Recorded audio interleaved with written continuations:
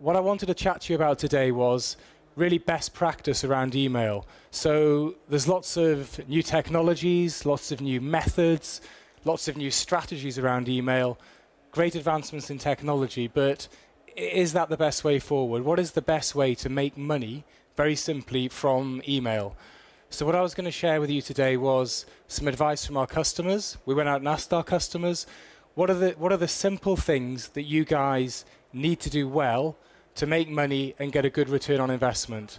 So the presentation today isn't my thoughts, it isn't the thoughts of our business, it's the thoughts of customers of ours ranging from big customers, people like Sony, down to small e-businesses, the small e-retailers, the guys selling books, the guys selling golf clubs, the guys selling many different types of products online.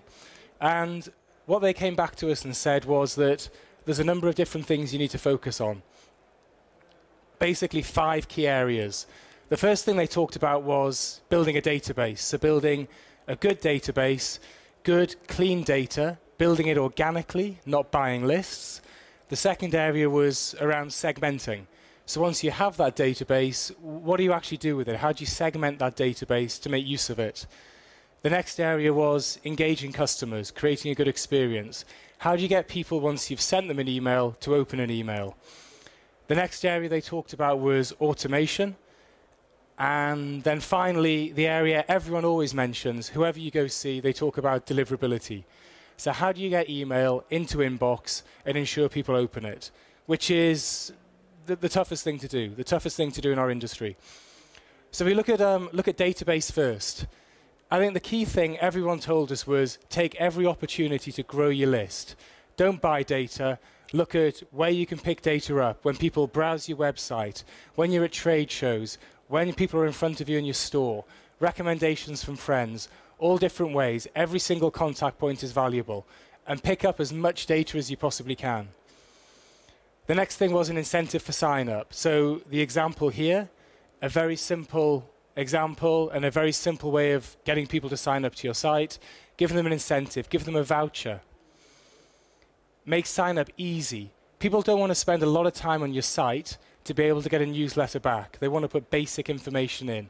So make it very easy for them to do that. Tell people what they're signing up for. A lot of people don't like signing up on websites because they're not sure what they're going to receive. Make it very clear to them what they're going to receive. If you don't, they'll unsubscribe anyway. It's a pointless exercise.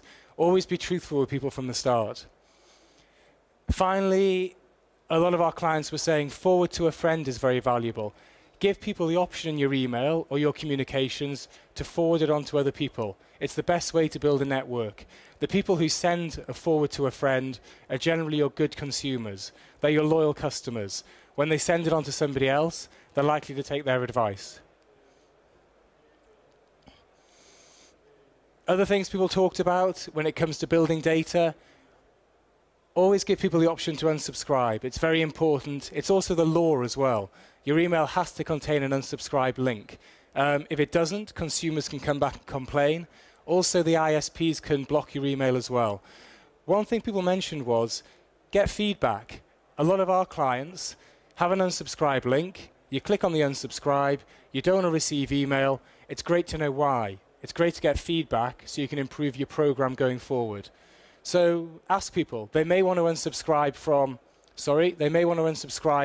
everything you send them. They may just not like something you send them. So they may still want to remain on your list, but not receive 5 offers a week. They might want 1 offer a week or 2 offers a week. The next thing people told us about building great data is make sure you include a 2-stage process. It may seem like a long process to go through. You may think it puts customers off. What it actually does is it ensures that people who go through the process actually want to hear from you. So when you do email them, you've got an engaged customer. The next thing people talked about, the example here is from Uswitch, who are one of the UK's biggest comparison sites. Ask people in advance what they want to hear about. So then when you do send your first email, you know you're getting it focused and you know it's going to be targeted, which is very important. People who receive the first email from you, which they enjoy, are more likely to open further emails from you. It's obvious. So again, here, the example we've got here, slightly bigger. These guys sell all sorts of different products or advice about different products, utilities, money, phone deals, insurance. Get people to tick the box they want to see and they want to see in the email and get them to send it back to you. You mail them the first time, you're mailing them with the information they want. Again, a data capture form, something very similar here. Fig Leaves, one of the UK's biggest underwear sites. They're asking to complete a survey. So Julia, who's the chief exec, is sending a note out to people saying, complete a survey. It's basically their likes and their dislikes. What do people want to hear about? The data capture forms here, very, very simple, and they provide an incentive also to fill it out. You fill out this form, you tell us what you want, we'll give you money off your first order. So it makes sense. Another thing to do, and a lot of people forget to do this, is to make sure they always update the information on a regular basis. So people sign up to your email program, you send your first email, they buy something from you, you send your second email, your third email. Their preferences might change. They may have liked your first email, they may not like your third. They may want to hear about different things from you. So the update link here very simply says, as a very simple example, you're listed as female in our database. To update your profile to male, receive male newsletters, please click here, or please follow the link here. The reason a lot of people do this is, if you're running websites that are mainly gift websites, my wife could go on and buy a male product from me on a website. They would then send her male emails, because they're assuming that she's a guy having bought a guy's product. So you need to think very carefully about the type of people who are buying products and what they're buying from, and what they're buying from you. It does no harm to go back and just check your understanding is right. You are a girl buying girls' products. You are a guy buying guys' products. One other thing, or the final thing to mention, is active and non-active members. Again, the same as update links. You're going back regularly to your database, and you're asking people in your database if they still want to hear from you. A lot of marketers don't like doing this. So when I meet with marketing managers all around Europe and marketing directors, they're pushed very hard to build data. They're assessed often on the quality and size of their list. If you're trying to build a good list, this is what you do. If you're trying to build a big list, this isn't what you do. A good list is better than a big list. So you want quality data. You want people that want to hear from you. What you regularly do is you go and look at who's buying from you, or who's opening your emails, or who's clicking through your emails. These are the people you want on your list. So you regularly look at active members and non-active members. It's a useful exercise to do. The good email marketers do it every quarter, every half year. They clean their list, they dump the guys that never respond, they put them in a different folder, a different segment, and they email them something different. So we'll come on to what they email them in a minute. There's some quite useful tips. Segmentation. You have your database, you now segment it. How do you segment a database? Spray and pray, Forrester, Gartner use this term quite a lot. They're essentially saying you send the same message to everybody. Key thing to do is get the categories right. Very simple example here. This is Cotton Traders, the clothing company. Very simple categories, male, female. 2 different emails, one blue, one orange. Difference between male and female, very simple indeed. Probably the most simple example. A slightly more advanced example, Sainsbury's. Sainsbury's based it on purchase value. Who are the guys that buy discount products? We'll send them discount emails. Who are the guys that buy luxury products? Who are the guys that buy wine, fine cheeses? We'll send them a slightly different email again. It's just a different template to a different segment. Holidays, Sea Blue, a very big European holiday company. They do different offers. I get offers now, which are very different to the offers some of my friends get. I get offers for families, children's holidays, really boring stuff. They get the exciting offers about going 1830 holidays, clubbing in Ibiza. It's just very simple segmentation. Retail, Sony, one of our biggest European clients. Sony very simply categorized by product. They do a lot more advanced stuff, which I'll show you later. But the simplest example here is, do you buy a phone from them? Do you buy a laptop from them? Do you buy games from them? Do you buy a camera from them? Slightly different emails for slightly different products. So you're segmenting your database. You've got good data. How do you ensure that people actually respond to your email? How do you make your emails good? The advice we got from our customers, and again, this is very basic. It's 5 minutes worth. They were saying the key things are dynamic email content. Always make sure your emails are up to date. If you're sending an email out, it needs to match the products you're selling on your website. It needs to match the stuff that's in your store. So link your CRM system, link the back end of your website through to your emails. Pull content through dynamically. So in its simplest format, you're advertising the stuff you're actually selling on your site. Taking it a step further, it could be to do with pricing. So what you're doing is you're making sure the offers you send have the right price on them. If you're sold out of a certain product, it updates it with a different product. If your pricing varies, it goes up or down. You're a travel company, say, it updates by pulling dynamic content through with the latest price, the best price.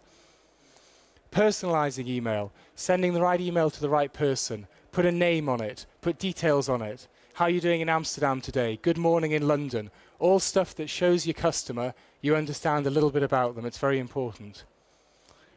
Make it relevant to them. Don't send, as we talked about before, offers to a guy like me with a family and kids when it's to do with a holiday in Ibiza going clubbing with 18-year-old young ladies. It's not appropriate, it's not right. You disengage people instantly. And this leads to our clients are saying higher open rates. People actually open the email and look at it. They click through, they're more likely to buy. Very, very simple stuff. Examples here from Sony monthly newsletter, different types of products. They have camera products. They have other types of products. If they don't know what you're using, they can't work out from the database. There's a problem with the data. They haven't collected the data. They send the email at the bottom, a generic email, so no one gets offended. It's exactly the same as sending an email to someone. If you don't know their name, you don't just send a dear customer. You might try and personalize it more. You know someone's a guy or a girl. So you're sending something generic, but it's still showing an understanding of your database. Another example here from Eurostar, a customer of ours across Europe. A very simple example from their loyalty scheme. 2 different templates on the right-hand side. One is for people that are over on their points, can redeem their points. The other is for people who are points, apologies, that should say points under. People who are points over, people who are points under. So it's saying 2 different messages. Number 1, you have enough points to get free transfers, or get a free pen, get a free hamper, get a free gift, get a free holiday. The one at the bottom, points under, is saying you haven't got enough points yet, but you need an extra 1,000. You need an extra 1,500. So it's telling people what they need to do to be able to move to the next stage. And it's very simply done by switch statements. You're looking in the database, you're looking at the different types of people, and the product is automatically switching.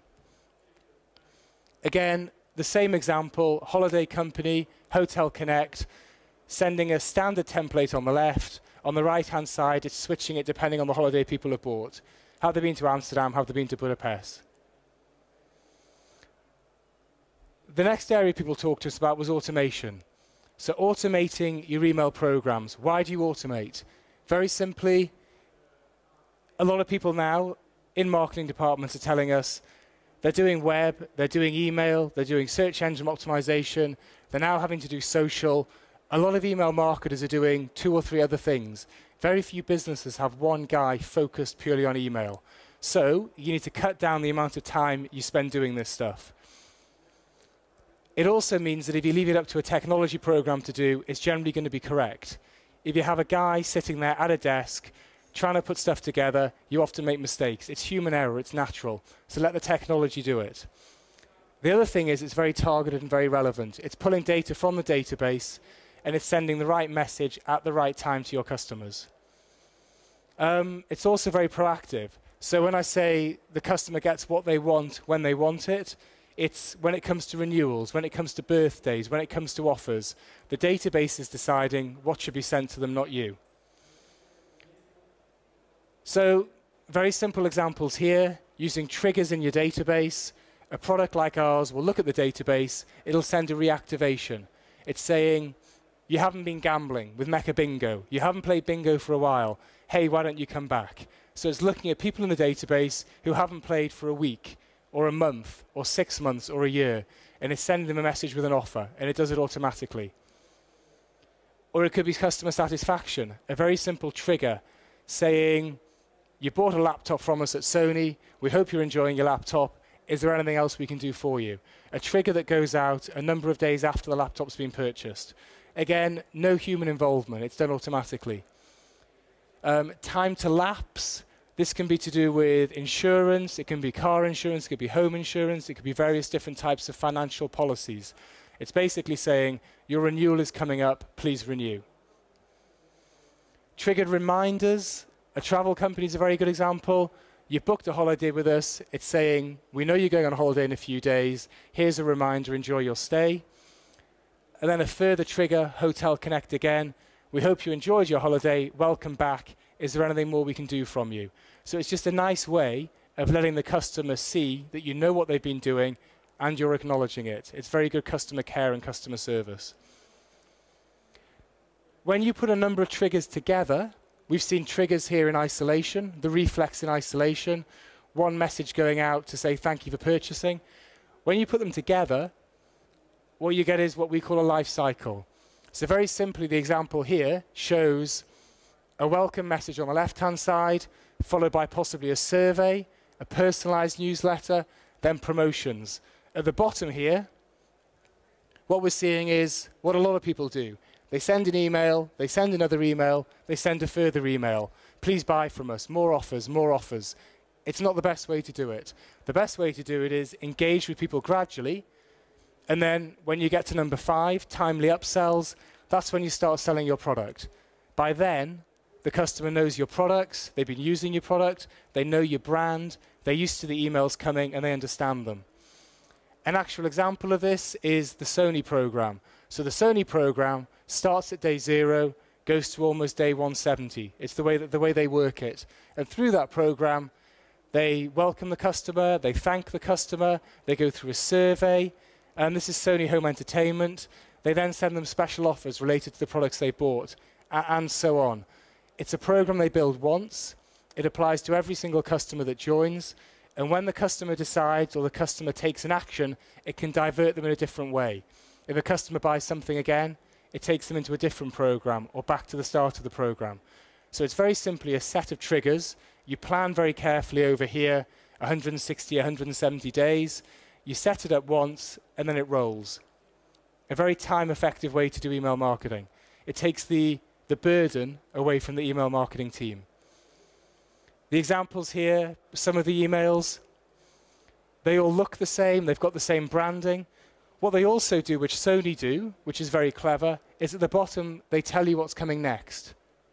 So they say, this is our email, this is what it looks like, we're getting you accustomed to it and used to it.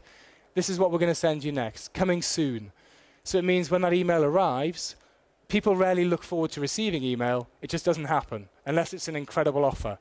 But when this is sent, subconsciously the user thinks, I've seen it before and I was expecting it. So they get a better open rate, they get a better click-through also. Again, just some more of the emails in the program. They all look the same, they're all branded the same, and the customer is very used to them. The final area our customers talk to us about, and everyone seems to mention to us, we have a stand here today, everyone's coming back, they all talk about deliverability. How do you get emails into inbox? I was going to spend probably 5 minutes talking about deliverability, just some tips. The deliverability landscape is changing. Everything seems to be changing at the moment as the ISPs try to decide who are the good emailers, who are the bad emailers. So the numbers we have from Forrester for last year, just released, say almost 90% of emails sent was spam. And when we say spam, we're not talking about what people usually think of as spam. So you guys are marketers. When you speak to your friends, they talk about spam, they're probably thinking about Viagra offers, diet pills, gambling, banking offers, the things you usually associate with spam. That is spam, but we have to remember that any email that is not permission-based, where someone hasn't bought something from you or ticked a box, is essentially spam. So unless it's email that's retention email, it's permission-based email, it's classed by guys like Forrester and also the ISPs as spam. So you need to be very careful. There's a lot of this email going round. A lot of people are having their inboxes filled with it. And it means when you send good messages, It's hard to work out who are the good guys, who are the bad guys. Hotmail alone sees 8 million new IP addresses every single day. And they have to very quickly make up their mind. They have to decide who are the guys who are proper brands sending proper offers to proper opt-in lists. It's very difficult to work out how to do this. So deliverability used to be all around what you send. So it was around, your subject line. So email marketers and marketers we talk to say, how do I improve my subject line?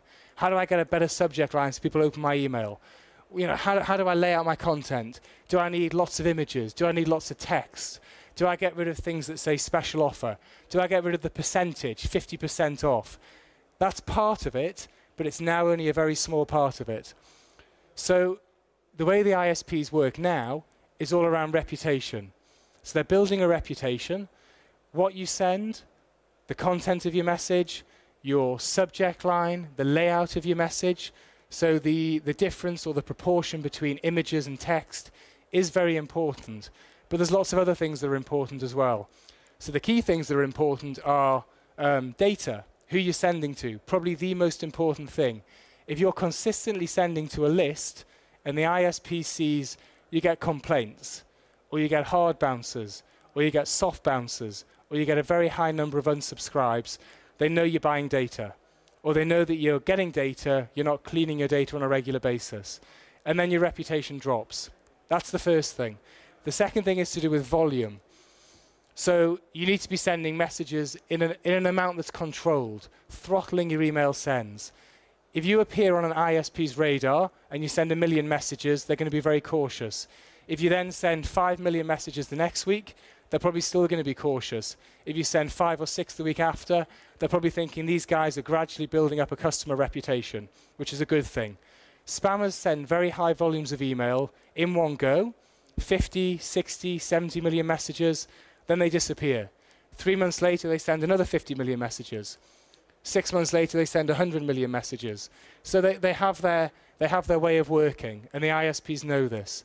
So you need to gradually build the amount of messages you send when you start engaging with your customers. You also need to send them on a regular basis. So the ISPs know that good emailers will send their offers or send their communications once a week or once a month. So my wife receives an email every Wednesday evening from Ocado in the UK, the grocery store, because they know that mums do their shopping on a Thursday morning or a Thursday evening for deliverability, for a delivery on a Friday night by the van. The wagon shows up on a Friday night or a Saturday morning, so it delivers the shopping for the weekend. So Ocado's emails go out at the same time every single week, and the ISPs know that, and they understand they're not spammers. They know they're good emailers. So these things are important. Obviously, message structure is important, what you say in your message, not too many images. The ISPs know that spammers hide spam words in pictures. You send a picture out, you put a Viagra offer inside it, and they hope the ISP doesn't notice it. They're not idiots. They know exactly what's going on.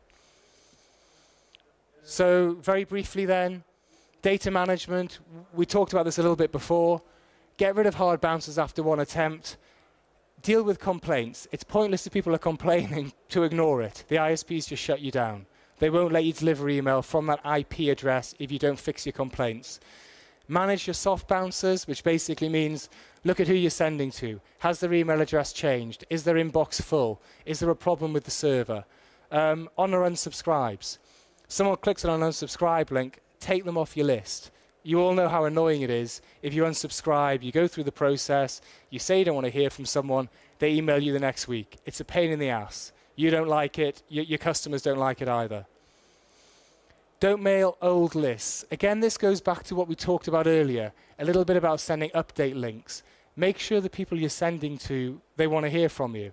If they don't want to hear from you, you're just wasting your time anyway. You're also paying guys like us to send high volumes of email to people that don't want your email. Just take them off your list, get rid of them. The other thing is try and build lists organically. Try and capture data. Try not to buy data. It's difficult when you're under pressure to get campaigns out, but the ISPs can identify the guys that buy data, then they identify the guys that work with acquisition companies. It's not difficult. Your data looks very different to other people's data who build it naturally. And the ISPs know this. They see hard bounces, they see complaints, they see unsubscribes, they see soft bounces. They know what's happening. The other thing is deliverability. Send welcome messages or double opt-in. Send an email to people when they tick a box. Say, thank you for subscribing to my email program. We just want to make sure you're happy to subscribe. What do you want to hear from us about? Do you want to hear about financial products? Do you want insurance? Do you want insurance on car, on home, on pets? Make sure you're actually opting people in. They then send an email back to you to say they're happy. Some email marketers see it as a way of putting people off.